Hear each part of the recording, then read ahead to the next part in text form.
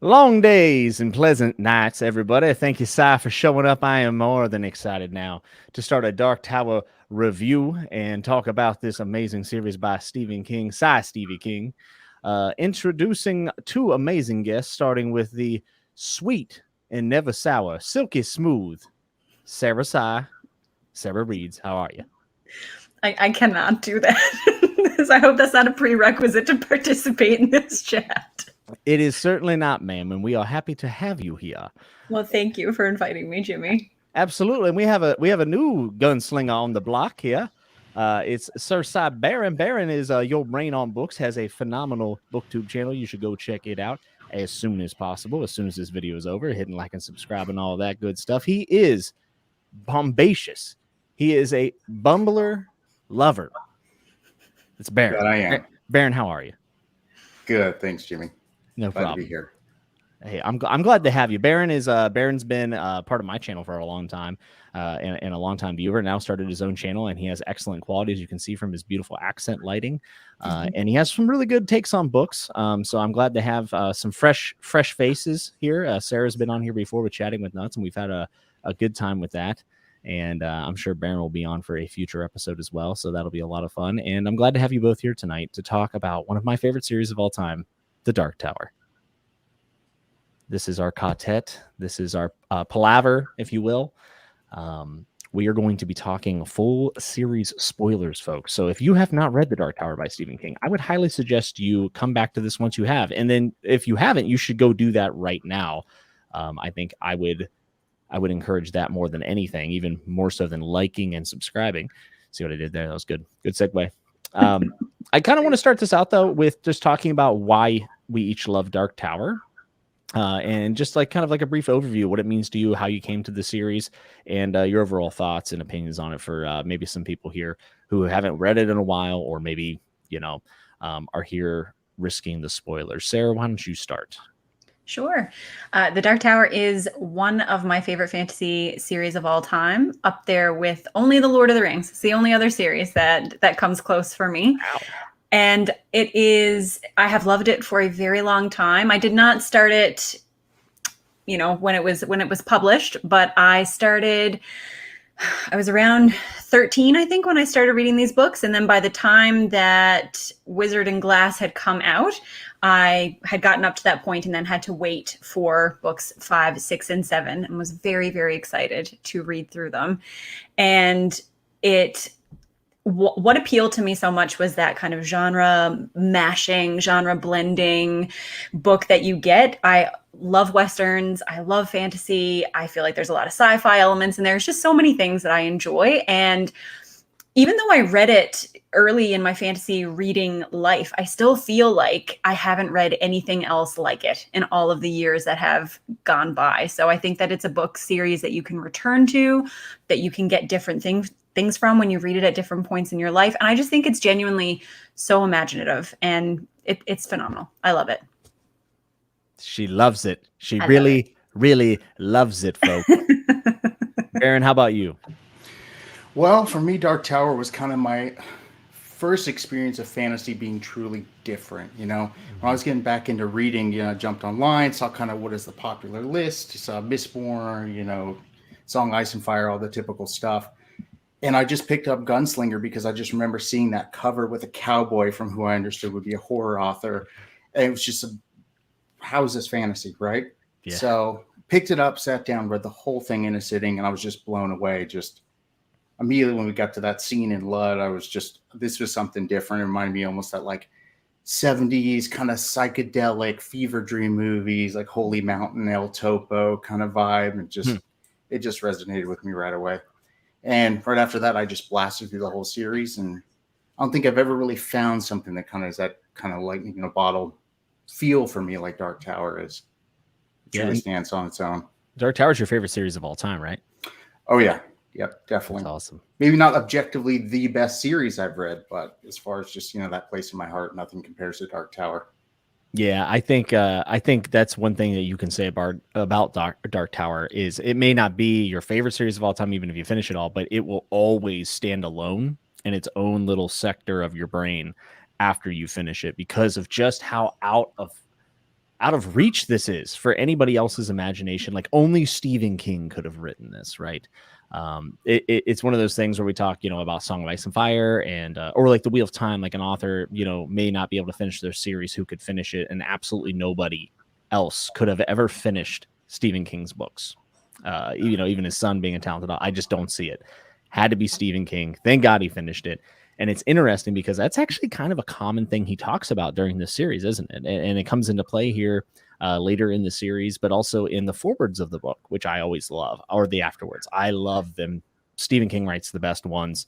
But he is talking about his mortality and the responsibility that he felt to finish this series. And when people would write them on their deathbeds saying, how does it end? Like, can you just tell, I'm not going to make it. Can you tell me how it ends? And he just didn't know. So that is such a very raw and emotional thing for an author to actually talk about. And not only did he mention in the forewords and everything, he wrote it into the story pretty much in these last 3 books. And I loved it. That's something I ate up. I always tell people that Stephen King has the best openings to any book, and he also has the best forewords and afterwards, and in all fiction, in my opinion. Yeah, you can tell the immense pressure he felt. I know we're going to get into individual books, but just like you mentioned, the ending, the coda at the end of Song of Susanna pretty much wraps it up exactly as you mentioned. Just that weight, especially after his accident, you can tell that rush. I mean, he put out the last 3 books in a single year. I mean, yeah, I think he did definitely feel that pressure. Yeah. And I would just say, Jimmy, if you like his forewords and afterwards, if you haven't read On Writing, you really should, because it's that same personable approach. It feels like he's just telling you a story about his life. So if you like the way that he writes those, then I feel like you would like that book too. Yeah, I've read portions of On Writing. I've not read it cover to cover. And I've always loved everything that I've gotten from that. It's actually helped me out quite a bit trying to write my own stuff. So largely what we'll be doing here tonight with Baron and Sarah is we will be talking, obviously, the whole series, but really focusing on those last 3 books that he did apparently write very close together, almost as a trilogy of sorts. Because here on the channel, I've actually covered books 1 through 4. And I never did my reviews for 5, 6, and 7 because they all kind of meshed together and I just never got around to it. And I said, how about instead of yelling at the camera, I'll bring on 2 good people, 2 smart people, and we'll kind of hash it out, because I think this is one of the most polarizing series of all time, especially when we talk about books 5, 6, and 7. I think you guys would probably agree that it garners a lot of conversation for multiple reasons. Indeed, it does. Yes, for sure. So thinking about Wolves of the Kala and what we get with Wolves of the Kala, where does it stand for you guys? And Baron, I'd like to hear from you first. Where does it stand for you in the series? Well, for me personally, Wolves was my least favorite out of all of them. Oh, wow. Which is probably not the norm. I kind of have an opposite of most people's opinions. I really liked Callahan's story, which I know it was kind of this side quest. It didn't really have a lot of relevance to the plot whatsoever, But outside of that, I wasn't a huge fan of it. Like each story is kind of an arc of each character, right? So you have Roland's, and then you kind of have Eddie coming through drawing of the 3. And obviously the third one is really going to be Susanna. And I felt like Wolves was Jake's arc, really his coming of age story. And yeah, I just never connected with him as a character. Some of the others like Eddie and Roland. So it was hard for me to be as invested in it as some of the other.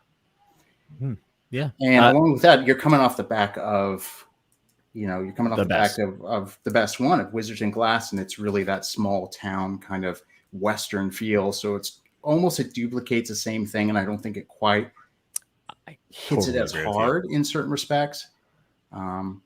So yeah, that's it kind of fell flat for me. And I know that's not everyone's opinion. A lot of people quite fond feelings of Wolves, but that's where I stand. Yeah, man, it's crazy to hear that. So it's not my least favorite. I don't think so, at least. None of these are really bad to me. I really enjoy all of them. I think that's probably where we're all at, right? It's like it's by scale thing, or grading on a curve for Stephen King. But I kind of agree with you. I felt in a lot of ways that Wolves of the Kala was kind of a same approach, very similar to Wizard and Glass, but it just didn't. And this is something that King is phenomenal at, the town building. I didn't get behind the town building of the Kala. I just did not. And I don't know what it exactly was. I did like the Jake stuff because this is the first time in the series that we actually saw Jake being a kid. Jake had never been able, like, you almost forget he's just a little boy until we get him with other little kids. Now, he had his flashbacks in New York and stuff, but largely that was just to kind of give us some scope to what he went through and all of his past. But this is him like genuinely feeling like a child and building relationships with other children that he's never met before. And I just thought that was like really special and really important for his character. But the Kala politics and stuff didn't really resonate with me. I thought it drug a little bit through the middle. And another thing that I really liked at the beginning but didn't love at the end was Susanna's being pregnant. When Suze pregnant, I felt like it was dragging a bit towards the end of the book. And I did like Father Callahan. I like Father Callahan. It is cool. I was a little bit disappointed with his story. I actually was expecting a little bit more from it. And while there was some cool nuggets in there, and I love Salem's Lot, I don't know. Something just felt off. It just felt off. Sarah, what did you think? I agree with the comments about pacing. I feel like all of these books are paced really well. They keep you turning the page. You want to keep reading, but Wolves of the Kala for me definitely has the slowest pacing of all of them. You do have stretches where it feels like it does drag a little bit. What I liked about Wolves of the Kala and why I think it's important for the series overall is it's where we start to get those meta aspects of the series and what is going to come into play. And I know that the Per Callahan stuff can feel like a side quest, like you said, but I also feel like it is our way of finding out about Stephen King and his role in the series. So I think that it's an important element of the series as a whole for that reason. In terms of personal ranking, like you said, I love all these books. So when I say that I have to rank them at the bottom, it's not like I'm like, oh, this one sucks. Like I like them all. But I think it would be near the bottom for me. I still think personally that Song of Susanna is at the bottom of my list, which I know Jimmy, you're gonna defend that. How do I remove Sarah from the call? But it's at the bottom of a list of books that I love. I still really enjoy it. But yes, I agree that some of the things that I really like about the other books, there wasn't a whole lot that was new in terms of, like you said, the community building or the character building in Wolves of the Kala, but because of the concepts that it opens up in terms of how the rest of the series is going to go, I think that is a really important addition. Yeah, it certainly has its place, I would say. And I saw somebody comment, I think it was Bookish Drummer, said, I thought the dance scene with Roland was silly. I actually have in my notes in all capital letters, dance scene ruled. Dude, when Roland's just up there, it's like hitting it, man. Just getting it. I was like, let's go, Roland. Let's go. I love the Kamala. Yes, I actually considered looking up how to do it properly, and I was going to open up the whole stream with me doing the Kamala. Oh, man. We're already seeing people getting on the right side of history here and saying book 6 is super underrated. And I'm glad that we have some book 6 stands in the room because if I had to fight this fight alone, I don't know what I would have done. Need my Katet around me. Chase says, as much as I love Father Callahan, his backstory took way too long for me. Yeah, I think that's kind of where I'm at with it as well. I was still very into the book, so don't get me wrong. And I thought the ending was crazy. It just felt rushed. And there was like so much meandering until that point where I was just like, man, if we had like cut down on that a little bit, the ending would have hit home with me way, way more, I think. I think the ending of Wolves of the Kala is going to make or break the rest of the series for you, because once all of that weird meta, pulling from other authors, pulling from other series, once all that comes into play, or you might not know, but it is where things start to change. And if that is the part where you're like, this is too weird for me now, then it doesn't bode well for the next 2 books. Baron, how did you feel about some of the meta decisions that we got introduced here? See, I really liked it overall. I mean, some of the stuff, like, I don't know if you need to necessarily bring in like Harry Potter and lightsabers and stuff like that. I love it. But the introduction of King into it with like Salem's Lot, I really appreciated that. Yeah. No, definitely. I loved the Harry Potter stuff. Like I actually was like people I get to try to read this. That's how I pitch it to them. So, there's You're selling robotic werewolves on horses that are robots, and they have like lightsabers and shit. It's just crazy. Yeah, and I think going back to kind of the Callahan thing, that might be some of the struggle. Like when I was invested in the story, I thought there was going to be some type of connection between the whole vampire thing to what we were going to end up with, of who was taking the kids. So I was at least like felt that tension of wanting to get through to find out like this mystery, and then when you find out it's just doom bots, it's like, I don't know. It just it seems unnecessary, the Callahan bits, but I think that was the reason why it connected with me from the get-go. Is I just assumed that there has to be some connection here, not just, oh, we're just going to introduce this guy into the Katet and here's this 300-400 page backstory for him. But that's what King does. Yeah, it is very King, right? He'll give it to you one way or the other, and if you like it, you like it. And if not, too bad, right? That's just how he is. There's two notes I had in this that I kind of want to bring up. One, I felt like this is where we really got the very strong Lord of the Rings references and connections, whereas Wizard and Glass was, and also even book 3 was way more Wizard of Oz inspired. Obviously, at the end, we actually see some Wizard of Oz stuff. I think it was Wizard and Glass, right? Yeah. I actually had written that down at the beginning of book 4. I said, this feels like Wizard of Oz more than Lord of the Rings. And then at the end of the book, we get so I thought that was funny. And then in this one, I think the Lord of the Ring parallels were a little bit more evident. Mm-hmm. And he also made a note in this book. He made a reference to JFK's assassination of 11/22/63, which I think is fascinating because this shows you that King had been thinking about that story for a very long time before he actually published it. It's obviously very important to him. Yeah. So another thing that kind of sticks out to me with book 5 is just how the town just reacts to something that, just complacency of their children getting taken over time. It's just so crazy that, they just accept this and just their entire lifestyle is based around it. That was kind of shocking, really disturbing for me. And although I think the book lacked certain atmosphere, just kind of the town's reactions to all these existential threats, just, I don't know, it was creepy. That's one thing I did appreciate, is just how well King was able to manage that. Yeah, I thought this book was where he started to really actually the last 3, he started leaning into horror way more, especially in books 6 and 7, and 7 especially. I thought that the horror vibes were like immaculate. I loved them, but you did see that here, and you're right. That complacency of losing, firstborns, another child. I mean, it's pretty grim stuff. And because it's King, we kind of go, well, that's expected. But if you really sit there and think about the weight of that, I mean, it is a very heavy thing.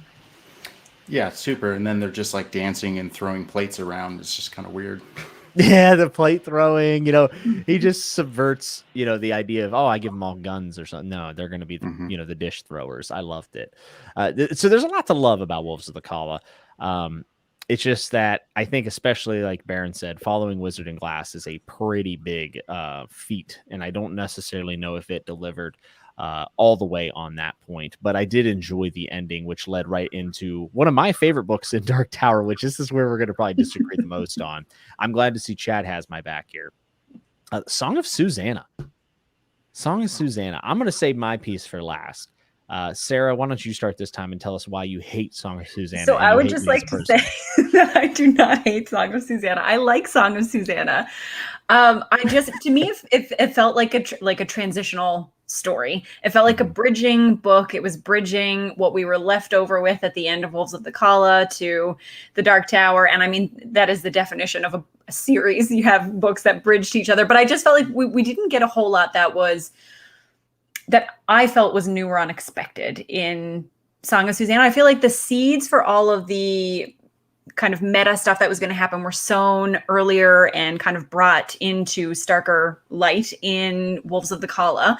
And we really were getting close to the end of the journey to the Dark Tower. And it just felt like a little bit, like it felt like I had middle book syndrome a little bit to me, because like you said, those last 3 really felt a bit like a trilogy And to me, that was just the middle book syndrome of the trilogy. I didn't dislike it. I was happy to have another Dark Tower book to read. And there are some things that I do really like in there. I did enjoy, because we got this Arthurian flavor throughout the entire series. And we have Roland, who's descendant from Arthur, from the line of Eld. And so you have all that kind of classic fantasy backbone that's there. And he starts to build on that skeleton and give us Mordred and give us other pieces of that legend. And he really kind of goes hard on those fantasy roots. And I did like that part, but I think after waiting for them all to come out and then knowing that the end of the Dark Tower was so close, it just made me want the last book. Yeah, that's fair. Also, thank you, Philip. Philip jumped in just to say hi to us, and appreciate it. And Derry, you're not late. You're never late. It's all good. Yeah, I think that's something that we have to acknowledge while we talk about this, and it's something that I really wanted to acknowledge whenever I was planning on doing these reviews. Is and honestly, this is a bigger discussion that we could expand on for multiple things, but there is certainly a difference between reading a series as it comes out and binging it 15 years after the fact, like I did. So that is why my mileage has definitely varied from a lot of different people. And I know people who are diehard Dark Tower fans, and not just the Song of Susanna pissed them off, but the ending pissed them off. I think that controversial and endings and controversial decisions can age very well because of the way that we consume media now. I think, for instance, a lot of people didn't like the Sopranos ending of that television show when it happened. People were calling HBO because there's just a black screen at the end after the final scene, and people were so mad they thought their cable went out. That's not a spoiler if you haven't seen Sopranos, by the way. But now, 15 years later, whatever it is, people consider the Sopranos ending to be genius because it feels a little bit. It doesn't feel. I don't think it feels as audacious to make a brave decision with your ending. Or Song of Susanna has some pretty controversial decisions, I would say, especially with the meta stuff that started in Wolves, right? But me binging it, I didn't have to wait 15 years. I didn't wait a year between Song of Susanna and the Dark Tower. So I think that I do have to put that asterisk on there that I love this book very much for what it is. If I had been waiting for the release, maybe I would have felt very different. Baron, how did you feel? And Baron, when did you read Song of Susanna? Well, I read them all in a row. I didn't read them as they came out. Okay. So this was a few years back. But I kind of agree with Sarah in the sense that it does have that kind of middle book bridge feeling to it. I firmly believe, 5, 6, and 7 could have just been 2 books and just heavily edited and probably would have been fine. However, there's a lot that I actually like about book 6. To me, it's the only one that really has that kind of disoriented feeling that was in the Gunslinger. Yes. And although there were some, choices I wasn't a huge fan of, or the pacing was kind of weird, it just had that atmosphere that I appreciate. And that's why it just kind of pushes ahead over probably several other books. And kind of the content aside, I just love the way it felt. It's just such a vibey book overall. Yes. And I just don't know any other way to quite explain that. And the meta choices I think were really cool too. I love bringing King into the story. Originally, I thought that kind of explained a lot of things, that was going on in previous books, why time was slowing down, how he's writing different pieces and just kind of his involvement, how the Crimson King comes in. It was starting to finally piece together. Now, some of those things were kind of dispelled down the road and I was totally wrong. But at the time of reading it, I thought I had it all figured out. Yeah, I definitely, I will say, I think Dark Tower lends itself to speculation. It would have been a lot of fun to be theorizing before book 7 came out. Let me tell you what, especially like we said, getting into the meta decisions here. I guess if I could kind of say why I like Song of Susanna so much, I thought that it forgave a lot of the sins of the rushed ending in Wolves of the Kala by showing the emotional impact and the fallout of things that happened at the end that I felt like were missing in Wolves of the Kala. And King kind of offloaded those into the beginning of Song of Susanna. A lot of people say that they felt like Song of Susanna had like an awkward structure, like they felt like it began at the wrong point. And I could actually see that. And I could see making the argument that maybe some of book 7 should have been in Song of Susanna.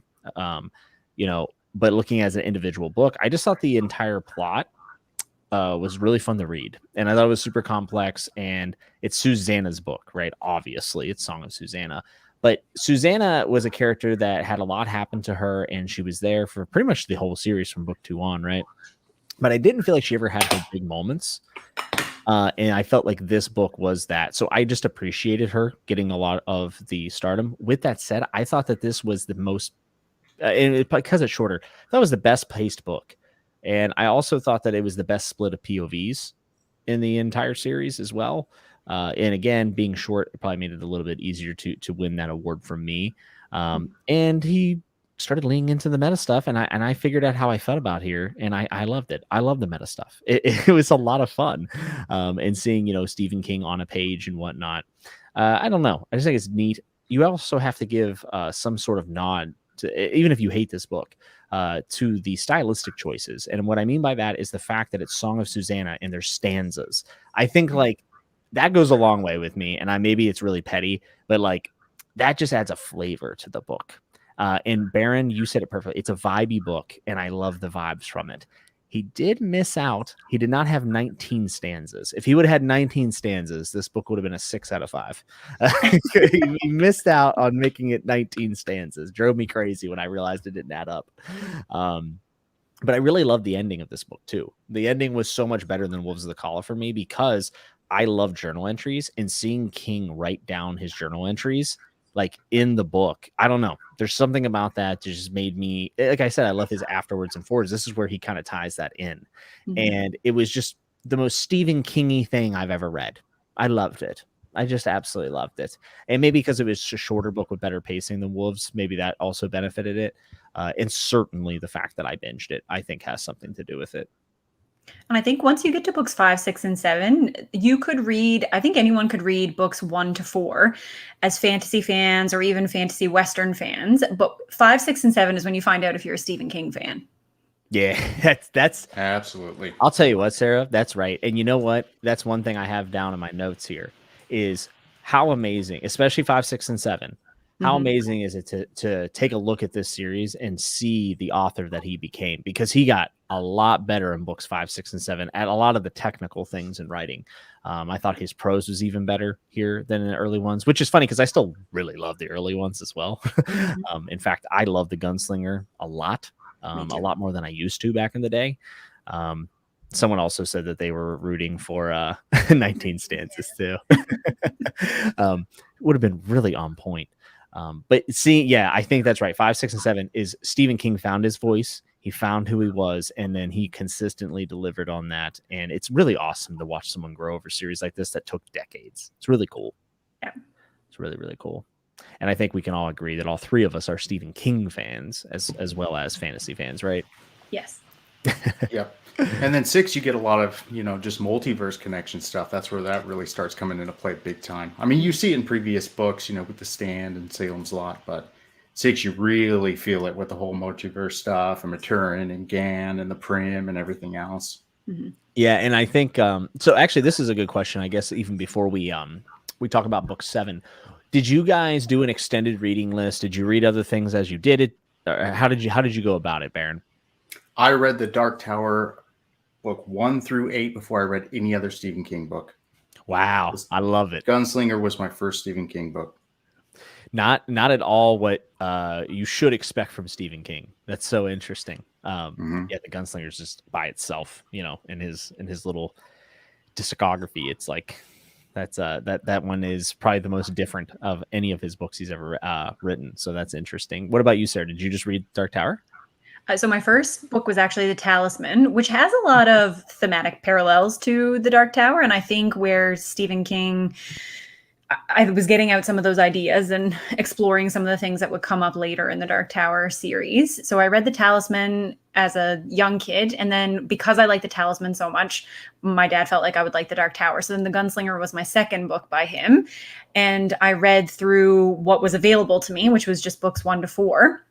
And then I read a little bit of King after that, but it didn't have anything to do with multiverse connections. I just read the ones that I felt like wouldn't scare me too much. So whatever was fantasy adjacent by King, I then picked up and read. So like I read Eyes of the Dragon. I read some other books that are not as scary, like Carrie, Cujo, The Girl Who Loved Tom Gordon, like a bunch of those ones that are not as heavy on the horror as some of his other books. Right. But I didn't look for books that were specifically connected to the multiverse. I don't even know if I knew back then, because my dad is not a Stephen King fan. He is only a Dark Tower fan, and he had a lot of issues with the books 5, 6, and 7, whereas he loves books 1 to 4. So I didn't have anybody who really knew. The internet was not really a thing back then when I was reading these books. So I had no idea that, like, sometimes I would read a book like Eyes of the Dragon. I'd be like, whoa, like, you know, like these, there are some things that show up in multiple books, but I had no idea of what it was actually like. Yeah. I had read some on accident. Like I read The Stand, right? Like right at the beginning of all the craziness. Cause I was like, oh, that's a great idea. It wasn't. But you know, I read The Stand. I read it when I was like 10, but I don't remember almost anything from that book. That, you know, I remember the movies, but I don't remember much from the book. I got to reread that. So really I was going into it with that. I'd read Salem's Lot, and then I did specifically read Eyes of the Dragon beforehand because of the Dark Tower connection. I was just told it's a good like warm up, right? So largely, I mean, obviously Salem's Lot has a massive time with Father Callahan, and The Stand has Randall Flagg. So I got some like cool connections in that regard. But I still have people who tell me, they say, oh, you didn't read these 16 other books? Fake fan, you didn't understand anything. There's no way you could have got it. And I really think that that's disingenuous. I think you can absolutely read the Dark Tower by itself. And have a great I mean, Baron, look at Baron. Baron's like, this is my favorite series of all time. Baron had a pretty good idea of what was going on. I mean, it's a very cohesive narrative. There are really cool Easter eggs. There are some tie-ins, but it's not dependent on the multiverse stuff, in my opinion, at least. And it's fun to see them on the other side too. Post Dark Tower, you can still enjoy them the opposite way. I think that's how I feel, because I'll be honest with you, I'm a series guy, right? So now I do want to go read Talisman. I might not have read Talisman beforehand, or Insomnia, for instance. But you can imagine you read The Dark Tower, and then you go pick up another Stephen King book like 10 years, and then like you recognize, you know, you read The Stand later, and then you see Randall Flagg. Like, how cool is that?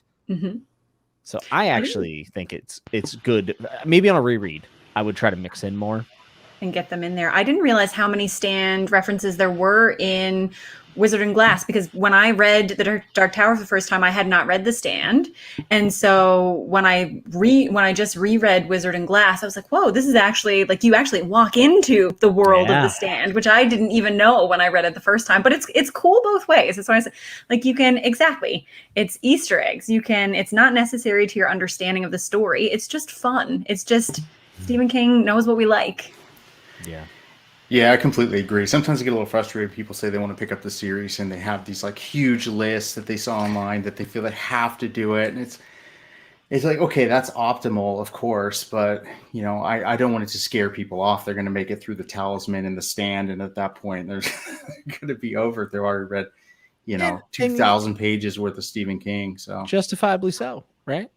Yeah, but I think the connections do work the other way around. Just absolutely fine. Like, I know Sarah just read It, and there's a ton of stuff in It you would not pick up on the other way around had you not read Dark Tower first. So it definitely does help. I remember my wife and I, we were just watching the movie In the Tall Grass. It was the same thing. She was completely confused, and I'm just like, honey, they're going toe dash. Like, why do you not understand this? They're going toe dash. Let's go.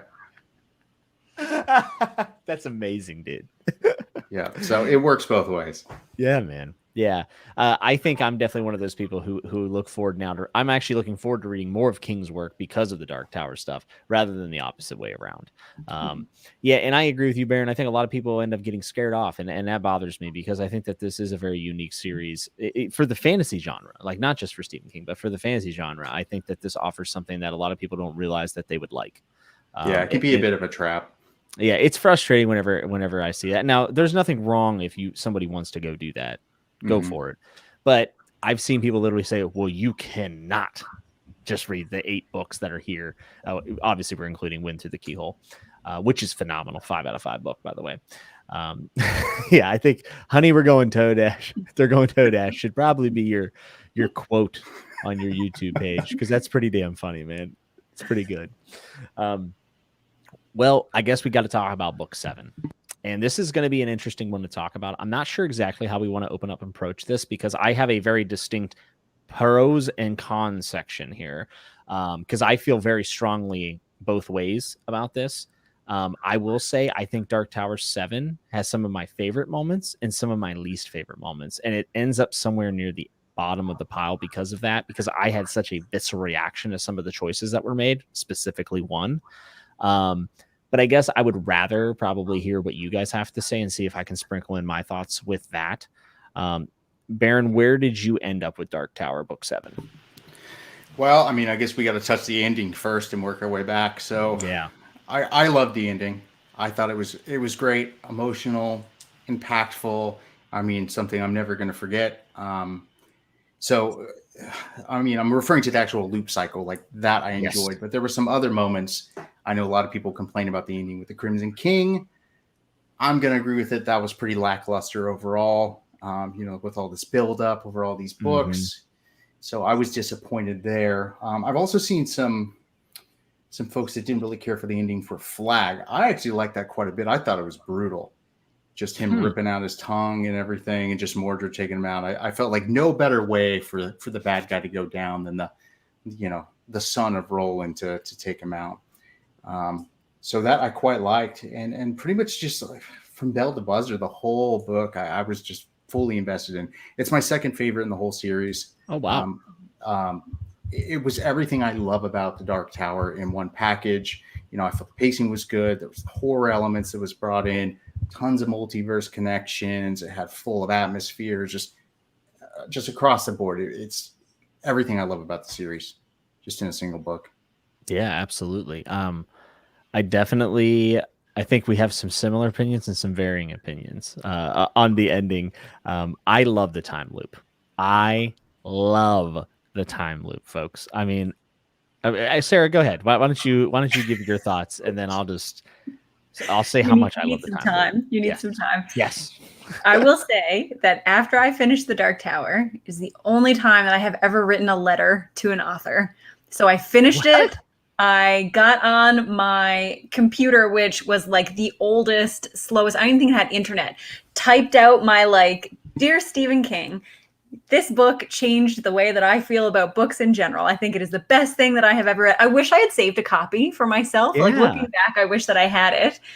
Stephen King, if you're watching and you kept that letter because it meant so much to you, then please post it on Twitter. But I do wish I had a copy of it because it really meant a lot to me. I loved it. And my dad hated it. So we had even within our little book club of 2, he did not like anything about it. There was the most visceral and he had been reading it since its release. He had been reading the series since 1982 or whenever it came out. So he had a very strong reaction. I think he still hates it, but I loved it. I love the time loop. And I actually have a bit of a different opinion on some of the battles than a lot of people that I have talked to, because for me, the way that things happen with both Flag and with the Crimson King, who have been built up into these huge, monstrous, all-encompassing antagonists. Baddies. Yeah. The fact that the endings for both of them were so anticlimactic, I think fits in really well with the theme of this whole journey ultimately being futile, and this whole journey being Roland building it up to be something that it's not. So for him to place so much importance on the tower to the detriment of everyone around him, and we can talk about how maybe the iteration of Roland we read about is the Roland who is finally starting to go on the right path of the beam, but for that single-minded, dogged Roland who's only he's got tower blinders. That is what he cares about. If we think about Gunslinger Roland, who drops Jake down the pit and turns around and walks away from it, for him to build up so much importance, for him to spend his whole life chasing after these big bad guys in the dark, and for one of them to, be brought down by his son, and for the other one to just be this cackling madman who's throwing snitches or whatever it is he's throwing at people from within the tower. For them to crumble down like that, I think it fits really well with the themes that King was going for, and it fits really well with the overall ending, because we and Roland have placed so much importance on these people, and it all is crumbling.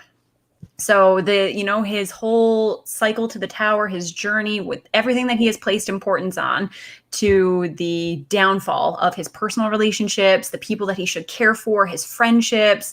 And in the end, that is what they are. I think that it fits really well. And I can understand, because I also personally don't think King is great with like battle scenes and confrontations. Like, that is not his forte. Of all the things that he's really good at, I personally don't think that is one of them. If you look through a lot of his books, those final battles or those final showdowns are where a lot of people end up disappointed. But I think it really works here. I think that there might even be a little bit of his own, like, I think he's poking fun at us a little bit. He's like, you know what? You guys think I write shitty endings. So here, take like the most King ending of endings, and I'm going to make it fit this story so well. And you could take that and walk away with it.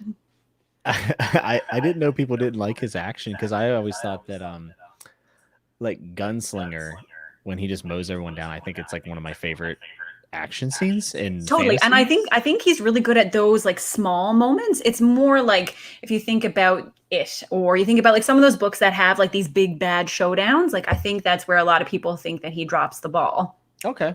Yeah, I think that's fair then.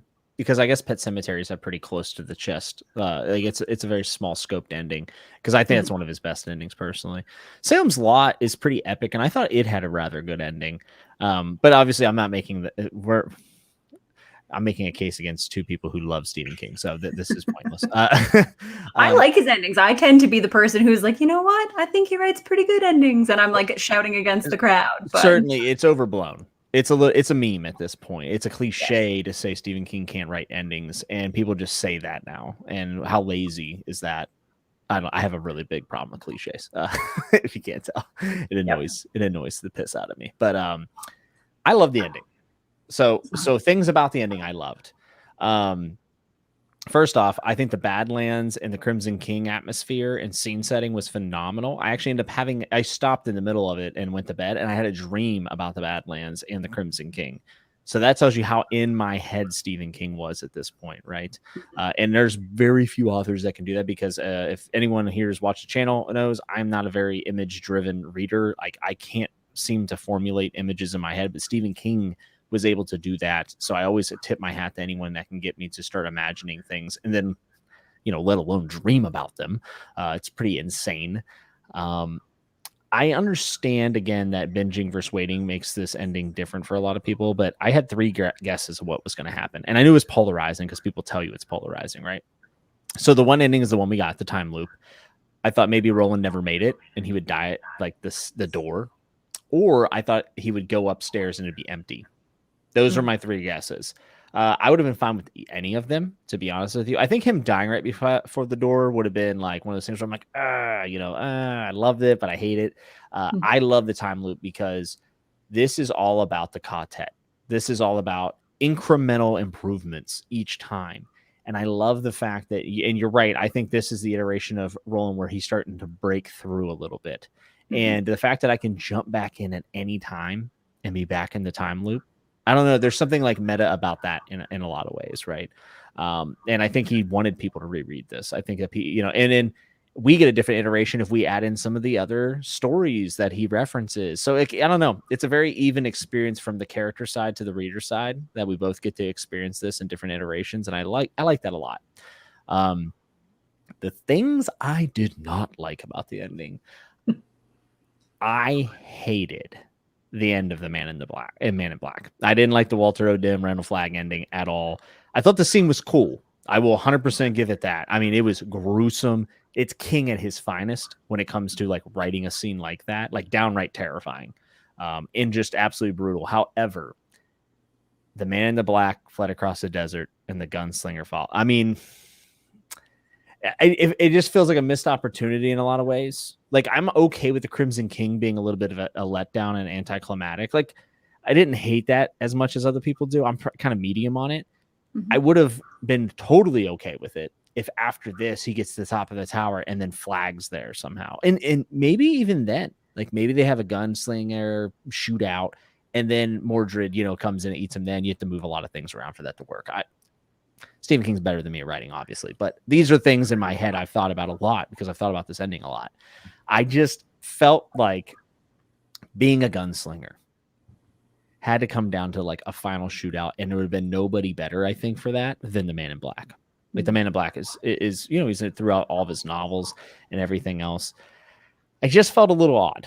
I felt a little off about it. And I was a little disappointed with that. And I love Randall Flagg as a character too. So to see him go down, and Mordred was fine. Like I thought he was the son of Roland. The way he comes about, everything is super awesome. All the horror elements of it are amazing. I just wish things would have been moved around maybe just a little bit. I think the bigger issue I have with like the ending is how important brand new characters started to be. Like I'm talking about characters introduced in book 7, and I'm just like, could we have spent like less times with what are they called, the burners or the breakers, right? Breakers. Is that right? Yep. Okay. Yeah. I didn't care at all about the breakers, if I'm being honest with you. And I was so disappointed. Like this is our last time ever to be with the Katet. And we went away from them to do the breakers and do these things and build it up, and it had a purpose. I wish it would have been like one chapter. It bothered me. Like we're in this final chapter. I want to be with my people. This is it. And I was emotional going into this last book because I knew it was going to end poorly. Like not like bad ending. I mean like sad, like there's going to be a lot of big moments, which we can talk about what those are. But man, it's just a little too long. It was a little too long after some of the major character events, and then like the breaker stuff. It just didn't really add up to me. And I hated the fact that we were switching focus to characters that were just introduced. Like I wanted this to kind of go back to the book 2, early 3, where it was just the Katet. And they're in this final leg of the journey. So that those are my complaints, but also the things I really like. I love him getting to the top of the tower, and it's a time loop. I don't even know if I can't even think of a better ending, to be honest with you. But it's just those little things, But so what? Go ahead. So one thing with Flagg for me, I will say, I totally get what you're saying. For me, I never thought of Flagg as like the actual antagonist. For me, for him in the story and in the multiverse, he's just kind of like this static thing. So I don't ever feel like he can really be defeated because he's just trapped with Roland in this whole thing across the multiverse of just, in stasis of this source of evil. So I've kind of just always seen him as that. So how he actually, his arc ended in the story, I didn't really feel like it mattered because it just kind of it's going to continue no matter what. Yeah, I think that's fair. You know what it actually kind of reminds me of. So, and this is a little out of left field here, but let's go with it. So in the Bible, Satan is actually not necessarily a guy with red horns and a stick, right? Satan is actually called the Satan, and he is very much almost like a member on a council for God. The book of Job, which for all my non-Bible readers here, I used to read it when I was a kid all the time, and I still find it kind of fascinating. And I think King draws a lot of biblical stuff in, actually. Mm-hmm. So Job, whenever he's tempted, a lot of preachers say, oh, Satan was there. Satan was tempting him. But actually, it was a gentleman called the Satan. It was a position in God's council that did this. And Satan necessarily in these contexts in the Bible, it's actually not an all-encompassing evil that's everywhere at once. It's literally someone doing their job. And I feel like Randall Flagg is kind of like the Satan from Job in a lot of ways. Like he does question and cause a lot of issues, and he's kind of playing devil's advocate, for lack of a better term. But yeah, it kind of did feel like at the end there, Baron, that he wasn't necessarily the antagonist. He had a role to play in this multiverse, and that's kind of what it was. I think of that a lot. That's a parallel that I've kind of drawn, is the Satan from Job. If you're interested in that, there's a lot of good videos on YouTube about it. It's really fascinating, actually, the parallels I think that you can draw from Dark Tower in the Bible. Oh, that sounds spot on. I completely agree. And it's interesting because when you finish book 7, you kind of want to go back and read The Gunslinger all over again immediately. And what I find interesting about Flagg is that he seems to know, because he says things to Roland in The Gunslinger that make you feel like he knows where this is going. And these are the things that you're going to pick up on when you go back and reread it the second time. So how does his role fit into this? Like you said, he is part of this loop. Like Baron said, I think they are linked, Flagg and Roland. And he has the knowledge of what is happening to Roland. He knows what he's walking toward. And he gives in to his own demise. Mm-hmm. Yeah, Yeah. he kind of makes sure the benchmarks get hit in a lot of ways, right? Yeah. Through the iteration to not break the pattern. Also, do you think because he didn't know the ending when he wrote Gunslinger, do you think he went back and looked at all the books and said, how do I write to make all these little things make sense? And that's why he had to go so open-ended with it. I wonder how much, because I know he says that he didn't know what was going to happen ultimately in the end, but I wonder if he had some threads, Yeah. like some idea of how things were going to go, and just not all of the minutia. But I would really like, because when I read the Gunslinger for the first time, it was the original Gunslinger. But every time that I have read it since, it is the revised Gunslinger. But I've never read both of them back to back, and I would like to see what changed. I wonder, like, what little things, what tiny things, what tiny details. Because I think in the original Gunslinger, I think Martin and Walter are two different people, and then he makes them into one person afterwards in the revised edition. It's been a really, really, really long time No, I since think that's correct. I think that's correct. And I wonder, because I think when I was reading the first one, like multiple times, things like, I don't know if he pulled in as much about Billy Bumblers in book one, the first book one. So like, was Oi something that came in to play and then he replanted the Bumblers after? Or did I just not pick up on the Bumblers when I read Gunslinger for the first time because I hadn't met Oi yet? I don't know. So it's hard. I would like I would like to reread the two versions of the Gunslinger back to back, but my dad and I read the first one so many times that it fell apart. So I don't even think we have an original copy. I would need to get another copy of the first printing. Yeah. Those are all like, I wish I could ask King that, you know, and maybe he doesn't want to say. Why didn't you invite him to this chat? You know, I called him. He said he was at the movies. He was watching Dune again. Can't blame him, to be honest. Yeah, I know he said he didn't know how it was going to end, but there's just so much foreshadowing through the whole thing. It's really hard for me to believe that. Yeah, that's what I'm saying. Like, I wonder, like, he looked at the foreshadowing and maybe he just got pigeonholed. He's like, I don't know how to make it work, so I'm just going to go with this more of an open ending thing and some anticlimactic stuff. Or was that part of the foreshadowing, part of the plan? It's very interesting. I don't know. I don't know the answer. And you know, actually, who else does this? And he writes the same way King does as a gardener is George R.R. Martin. And it's so funny because we actually have an original outline. This is a video I'll be making eventually here in the future. But we have the original outline of the supposed trilogy he was going to write. And there's a lot of foreshadowing that works for that. But then he took that foreshadowing and turned it into something else, in his later books after he expanded that story. So I imagine King probably had an idea, but maybe it changed over time. Yeah. It's hard to know. Which is honestly, I think I love the gardening style that King and Gurm both do. I like it because it's like a discover as you go. And I feel like that's like the art of writing. Like, obviously there's a technical aspect of writing, but for me, that's the art of it, of ideas evolving. And as you change as a human being and your experiences, so does your story. And it's one of the coolest things about these big, long, drawn out epics like Dark Tower and A Song of Ice and Fire, I think. Bookish Drummer wants to know what we think about Eddie's death. I was going to go on a more positive note, but let's talk about it. I thought Eddie's death was sad and I was pissed, but in a good way. I cried, definitely cried actually at this one, and I had a couple tears streaming down my face because Eddie is my favorite character. Eddie is absolutely my favorite character. He has, in my opinion, the best voice of them all, largely thanks to Frank Muller and his job on the audiobooks, which is, in my opinion, the best audiobook performance of all time. Eddie was just the core of the story for me. In a lot of ways, I felt like he became the main character in some of the books, at least parts of them, where I felt like Roland almost took a back seat for Eddie to be the one contemplating what Roland was going through. Like, we didn't get in Roland's head as much. So Eddie was our lens for a lot of this stuff. And to see him get cut down, like I did, like you could see it happening, right? And you're just like, no, it hurts so bad. Baron, what'd you think of it?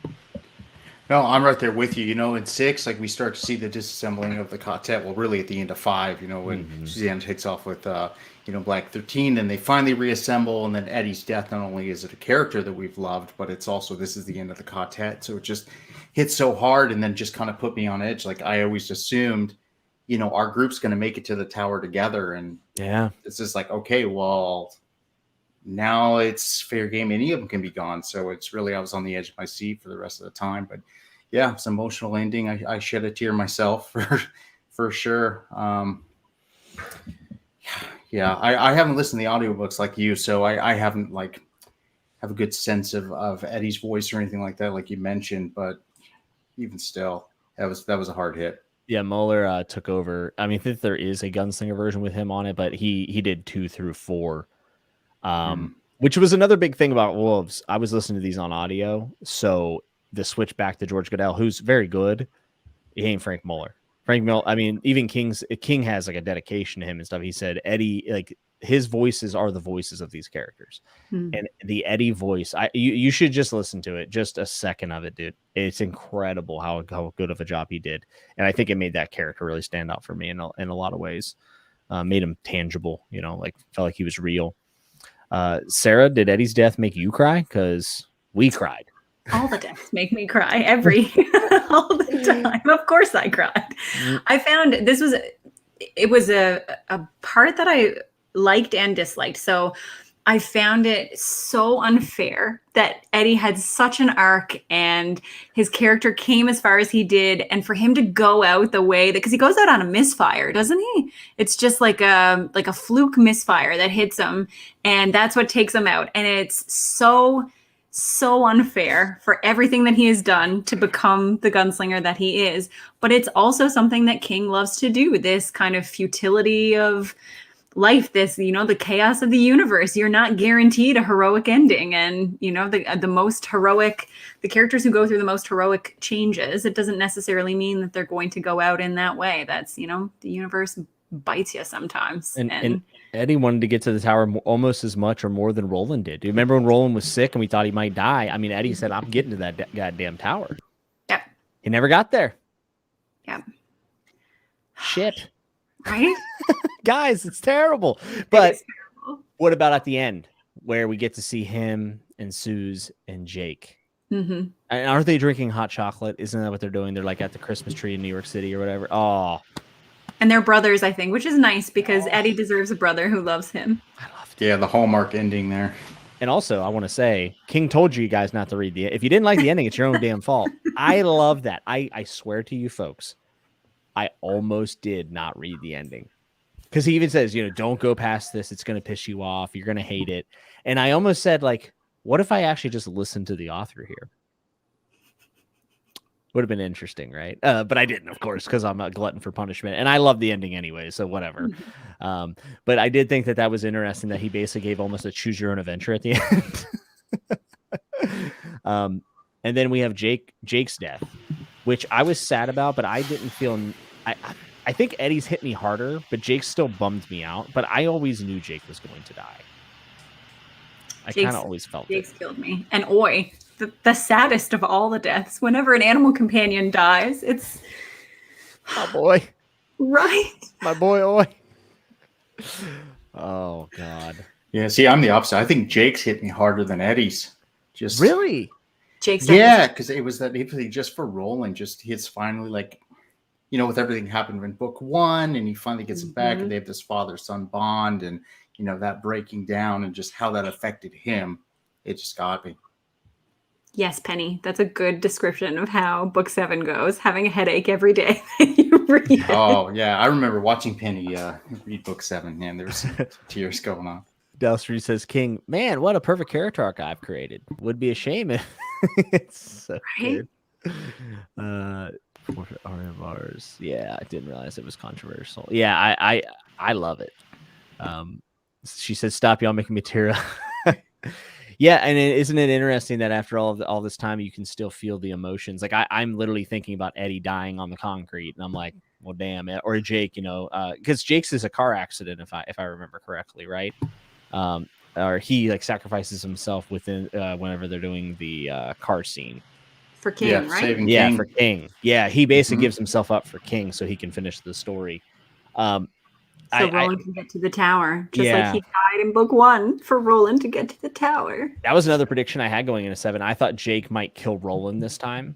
Like Roland would give up and maybe Jake would be the last one to go into the tower or something like that. But obviously I was wrong and Jake got brutally murdered. Got cut down in his prime. I think King would like if I said it like that. One thing I did enjoy about this book, speaking of King, King took cheap shots at himself in this book so often. Like, one thing that's really underrated is how funny Dark Tower is. In this book 7, as we're talking about crying, I never laughed harder than whenever he said basically Cujo was a piece of shit book. I laughed so hard. Yeah. It was so funny. I don't know. I love when someone is self-deprecating, and the fact that he was writing his magnum opus and while doing it, crapping on his other works. I just thought it was so funny. I loved it. And if anybody disagrees with this, you're out of the Fantasy Network fan club. Is Eddie walking with Roland to order a sandwich is top 5 best moments in literature. Popkins, Tudor fish sandwiches. Gotta get your Tudor fish. Yeah. Him trying to explain mayo, dude, it is so funny. I should have pulled up the passage and I should have did a live reading because I legitimately think that might be the funniest or second funniest thing I've ever read in my life. Roland's disgust at mayonnaise. Yes, it's so funny. Like that, like King held true to that the whole way. He did parallel worlds and all this shit, right?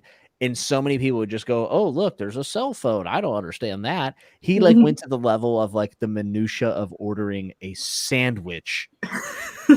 And Eddie made a gunslinger mayo. It's just like so, it brings a smile to my face every time I think about it. I also really love his like the life-changing effect of aspirin on his old like rheumatic joints. Like, I just need a couple aspirin. His good old Aston. Yeah, Aston. Do you have any Aston? It's so funny, man. Bullets, take them or leave them. Give me some more of that Aston. Oh man. So with the ending of 7, with the loop, why did he go through the loop? How do you think he gets out? I don't know. Does he ever get out? I hear a lot of theories. I'd like to hear what you all think. I'll be honest with you. I haven't really thought much about it. I think I took it for what it was, and I said, well, maybe he'll get out, maybe he won't. But I kind of just assumed it would always go on. I'd love to hear some of these theories. Give me more life. I love it. Well, I mean, he gets the Horn of Eld at the end, and that's supposed to be his last time. So we're seeing the second to last. But I guess the big question is why he didn't make it this time. There's supposed to be this redemption arc and kind of these moments that stick out through the series that kind of prevent him from going through there. I think a lot of them just in the first book, and you see him get close. You see him get some human qualities as he goes along, but it probably has to be the fact that he didn't save Jake. That's probably it, right?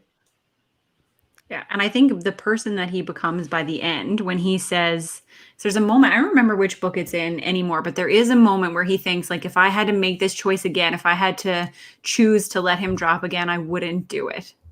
Yeah.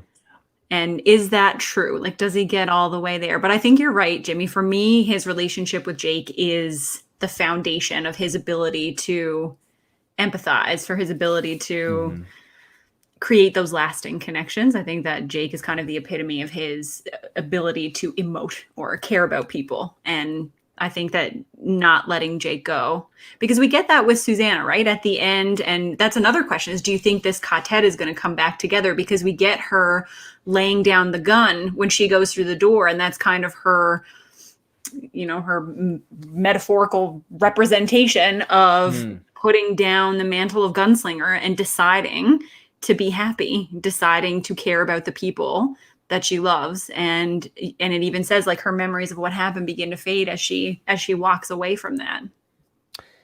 It's a really good point. And I forgot, I'll be honest, I actually kind of forgot about the horn.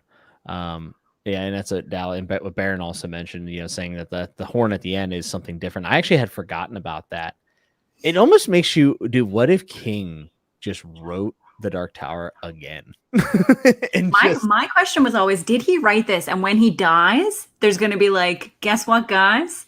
Now that I'm gone, you've got the final go through. Oh my God. We see it last time. It's the movie. God, Baron, don't. I have to admit that I haven't seen it from start to finish yet. So I have to hold out judgment. Maybe I should have done that as homework before this stream. No, you're fine. Oh man. we kind of touched on this a little bit earlier, but some last notes I have about book 7 is the fact that I thought the combat in this book was really good, especially like the birth battle, which I've now dubbed the birth battle. Phenomenal. Yeah. It was crazy. I mean, who writes a birth scene whenever, all out hell's breaking loose? It's just, I don't know. Thought it was super king, but I also thought he did a really good job. I thought the first 100 pages of book 7 were probably maybe the best 100 pages in Dark Tower. Like, I really did. And also the sandwich scene is in the first 100 pages. So that made me happy. It started out so fast. Yeah. And that's why I said it almost felt like the end of Song of Susanna could have had that climax, especially with the baby. And then they started book 7, and maybe that would have helped me a little bit with the spacing out of the big character moments, because the Badlands, while I really enjoyed them, I did feel like we kind of meandered a little bit, like getting to the tower. But maybe I was also just kind of, everyone was dead. So I'm like, all right, let's just see where this goes. But the pain and stuff, I thought that his emotional and physical pain was so well written. I don't know if anyone else actually writes pain like King, especially in the physical sense of that it being so cold outside and the real toll that takes on a body. I thought that he really represented that well, and obviously the emotional pain that we're all feeling as we're reading this. He's just excellent, man. I mean, King understands humans. He really does. He does. He has the double advantage of being someone who really understands how people work, and then also having a lot of really fucked up life experiences. Who's been hit by a car and almost had to have his leg amputated? Who has been addicted to drugs and had to crawl his way out of that hole? Like, he's just had so much life experience that I think he can write about things and make you believe them, because for a lot of them, he's been through it. Yeah. Yep. Absolutely. I think he really shows a lot of himself through this series, probably more than other works he's had. Yes. Feels like he's a lot more vulnerable. I mean, he literally opens up about essentially, his struggle with writing this. I mean, that's a very in-depth look, and part of the reason why I actually think the meta aspects have value in the series. People are telling me never to watch the movie ever. People are saying they're curious, and I guess we've kind of covered a lot of the bases. So, like, what is your favorite Dark Tower book? Mine is Wizard in Glass. Same for me. I have a very hard time picking between The Gunslinger and Wizard in Glass. Yeah, Gunslinger's one. So I read Gunslinger back in 2016, started Drawing the 3, put it down. I wasn't reading at the time. I just wasn't really into reading, but someone told me to pick it up. So I said, sure. And I just thought it was kind of weird and like, I don't know, odd. Didn't really grab me. Like, I was like, where's... Weird. Yeah, I just didn't like it, and it probably isn't a great book. It was the first book I had read in a while, like a long while. That was fiction. And reading it again this past year, I love it. I think it's like a 5 out of 5 book, actually. Like, I really love The Gunslinger. And it's funny because Stephen King even calls it pretentious.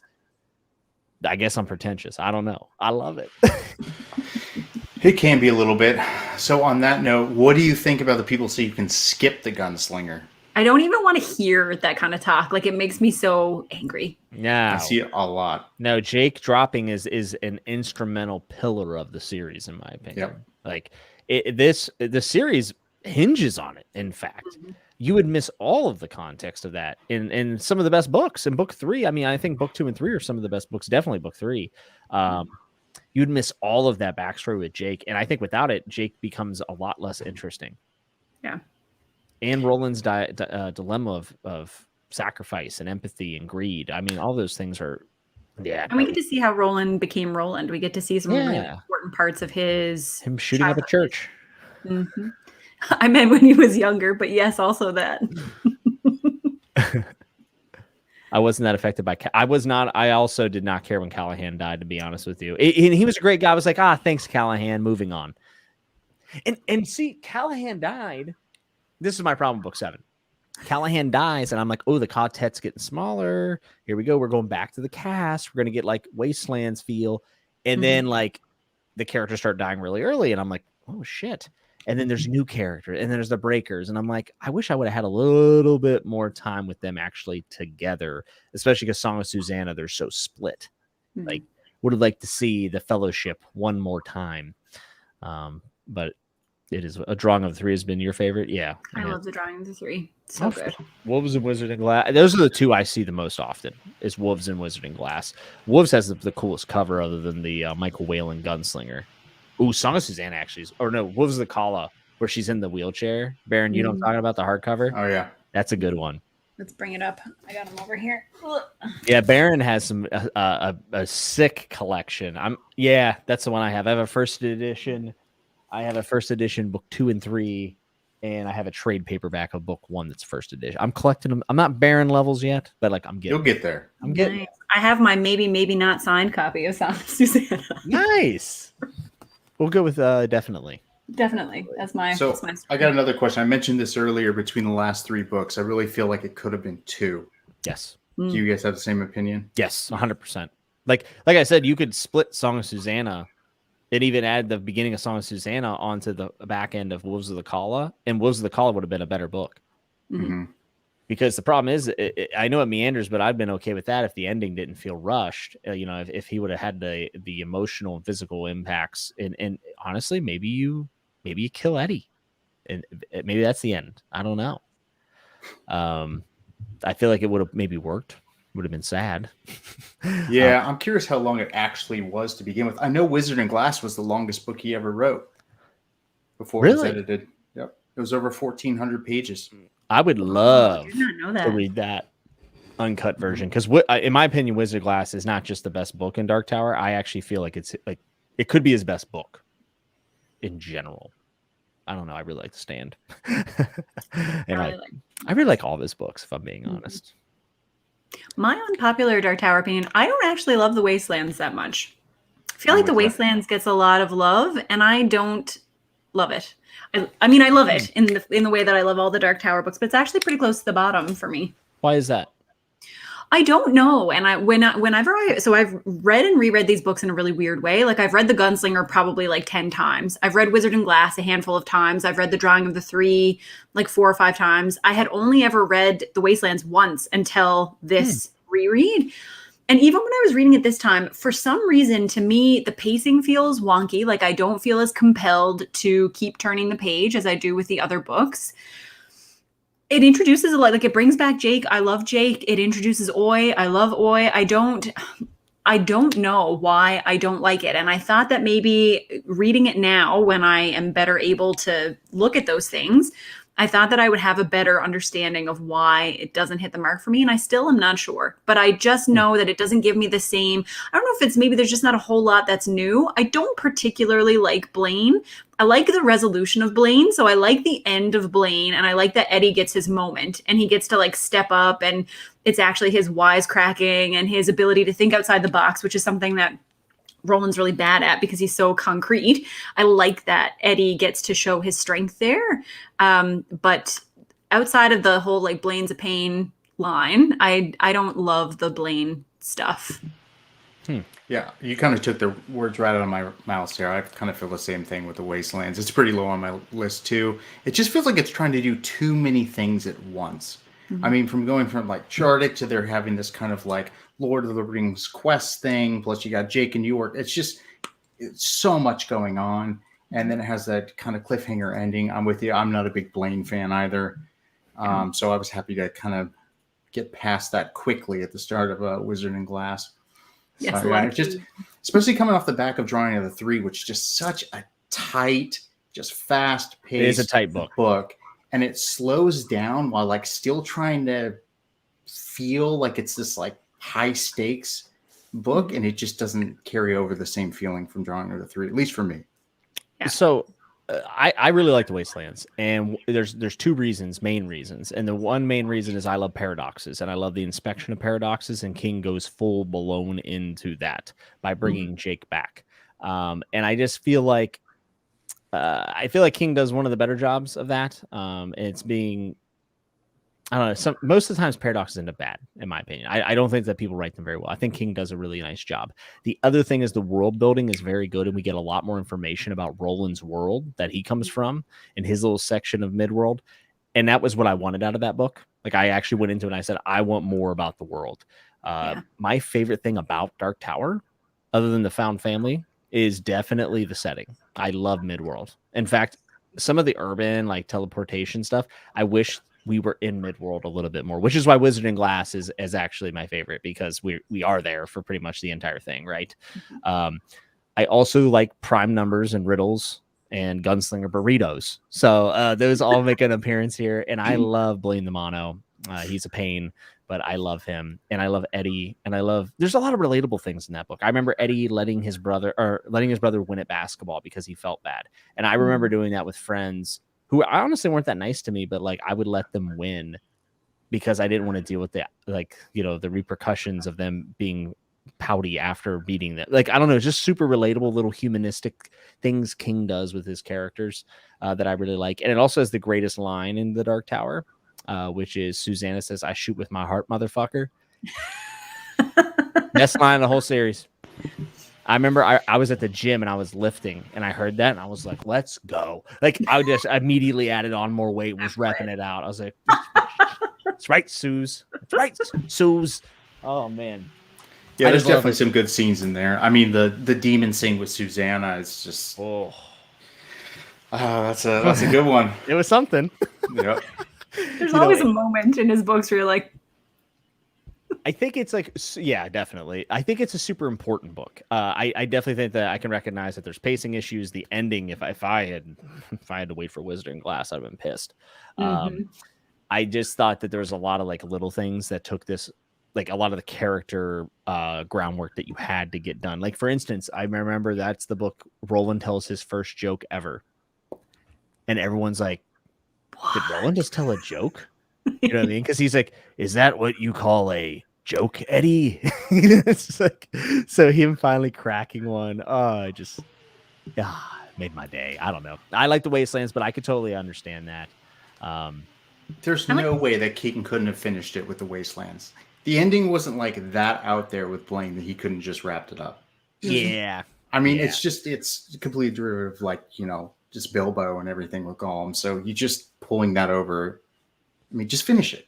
Yeah, if we could be honest, like, I think if someone wants to put a criticism out for The Dark Tower, I think that King made a lot of really bad decisions on where to cut his books. And I wonder how much of that comes from discovery writing and deadlines and such. Because, again, another discovery writer who I think has made mistakes further into his series where he ends and starts stories is George R.R. Martin, and how he divvied up some of his POVs. So I think maybe this is a bigger problem of not having a grandioso plan masterminded. But I think we all agree that, like, the ending of book 3, why would you do that? And then 5, 6, and 7 are just kind of weird, right? It's kind of weird. It should have been 2 books. Yeah, I agree. Yeah. Can we talk about the fact that in real life, Stephen King gets hit by a car on June 19th, 1999? Like, I mean, I don't know. I'm not a very superstitious person, but that's a little creepy. Right? That is creepy. It is creepy. Oh, man. 19 has never meant more to me since finishing The Dark Tower. Yeah, what do you think of the theory of what we read is Roland's 19th time through the loop? I love it. Let's go. Or is it his 18th time and we're coming up on the 19th? I don't know.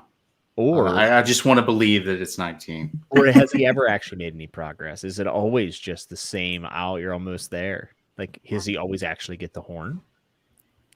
We don't know, right? We're just trusting. Yeah. It's the existential crisis of The Dark Tower. Mm-hmm. Do you think King will ever write another novella set in The Dark Tower? It looks like I hope Barrington can tell us. Excuse me? Well, there's a side thing he's done with Wendy's Button Box trilogy. Oh, the trilogy. So the third book is supposedly goes to the tower. You can see Dark Tower and Roses right on the cover. Let's see. Yeah, you linked that, and I said, I guess I'm going to have to read that. When's it come out? February, folks. We get some new Dark Tower goodness. I was thinking about, like, Wind Through the Keyhole, because I think Wind Through the Keyhole, which I didn't talk too much about on my channel, I thought Wind Through the Keyhole was perfect. I liked it as a comeback to the Katet, because I had finished I think the Dark Tower came out in 2004 maybe, and then Wind Through the Keyhole in 2012. So it had been almost 10 years since I finished the Dark Tower, and it was so nice to just come back. I read it in order. So I read it right after Wizarding Glass, right? And I kind of wish that I hadn't, because I would have liked to also go back to the Katet, but I was blown away by that book, man. Like, I was full. That's another reason why Wolves is slightly disappointing, because Wizarding Glass was 5 out of 5. Went Through the Keyhole blew my mind, 5 out of 5, and I'm like, man, we're building on this momentum, and then it just kind of changed a little bit. Mm-hmm. Do you think that you can read Went Through the Keyhole without anything else, without reading the series? Can you read it as a standalone? I mean, can you? Yeah. I don't know. That's a hard one. I'm going to say no. I feel like if you don't know, well, no, you can. It doesn't matter. You can, because it's a story in a story. So you're going to understand some of it at the very least, right? I think you can understand Stephen King's intent without the context of the Dark Tower. So you know what? I changed my mind. Yes. If Malazan can start out with the Gardens of the Moon, you can start out with Went Through the Keyhole, because there's no context in either. So it's perfect. Oh, Gunslinger's kind of the same way. That's true. And, raises more questions than answers, for sure. And that's why I really like Gardens of the Moon. And I also really happen to love the Gunslinger and Went Through the Keyhole or whatever else. So I like being thrown in the deep end. It's kind of my thing. A year ago, I was not me.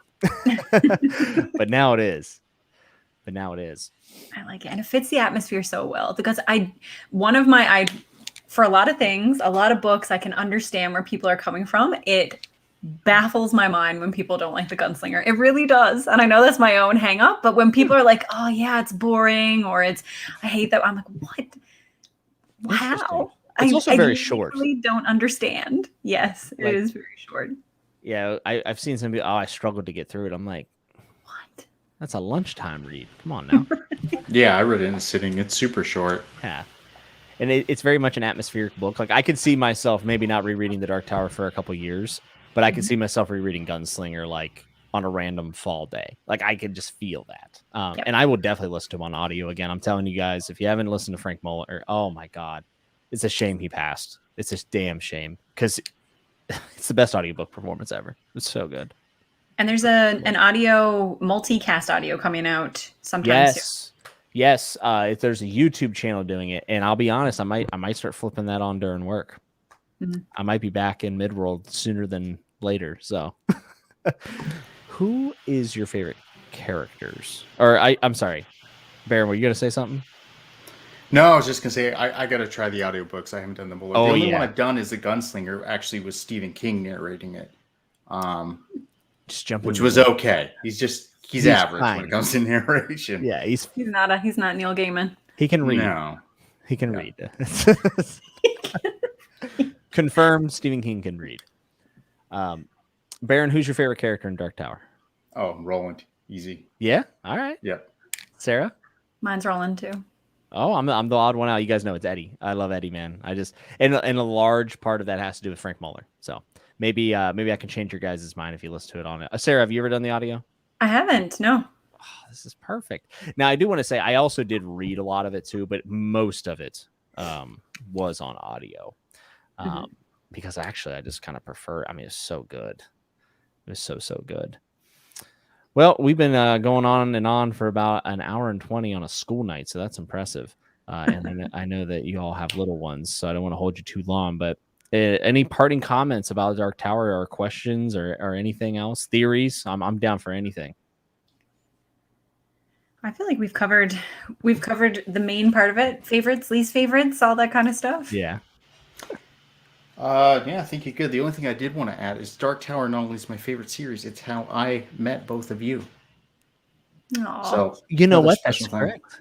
That's correct, Baron. You're right. Yeah, Jimmy, you were putting out reviews and you never got to your last ones, and I saw that you read them on Goodreads. So I signed up for Patreon just so I got to ask you how you liked it. Oh, thanks, my man. That's awesome, Bill. I mean, look at that. And I mean, you've come in, you've been an amazing part of the community. I feel like I did meet a lot of really good Dark Tower fans, like you included. And there was a couple, I think it was like Kai Stoneblade. I always forget the name, but like I've had people who only came to my channel for Dark Tower and they've just stuck around.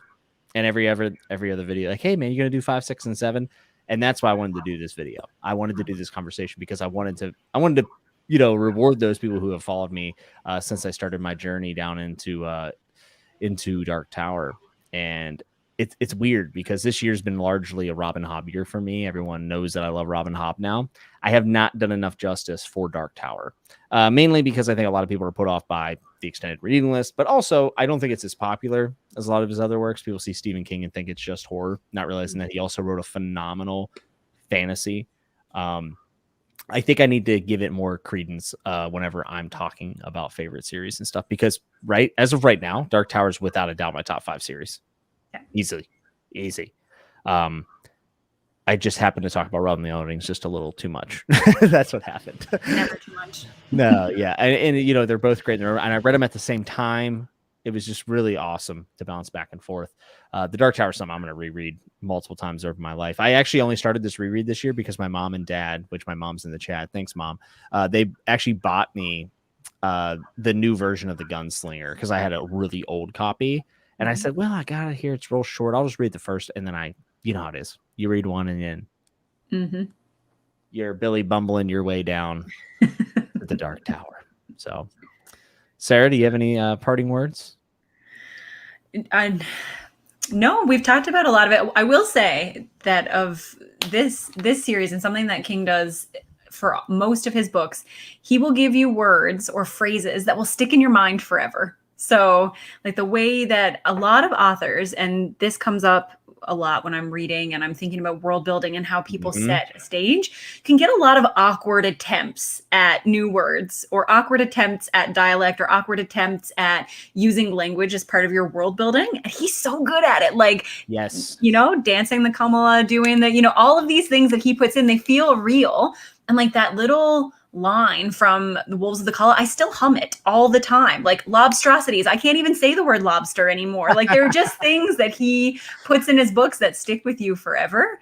And I have never seen or read another author whose that happens for me. I feel like it comes off as really awkward for a lot of other people, and he's just so like good. Honky Mafa. Yeah. I can't say I use that one. But well, you need to.